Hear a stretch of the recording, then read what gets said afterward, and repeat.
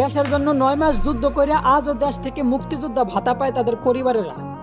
অথচ বছরের পর বছর নিজের দেশকে রেমিটেন্স দেওয়ার জন্য যুদ্ধ করতেছে প্রবাসীরা। সেই প্রবাসীদের লাশটাই নাকি ইউএস বিমান বহন করতে পারবে না। তো বলি তোমাকে বাপের টাকা দিয়া প্রবাসে আইছিলাম রে, তবুও তো মাসের পর মাস সেই প্রবাসীদের কষ্টে কামানো রেমিটেন্স পকেটে নিয়ে চলাফেরা করো।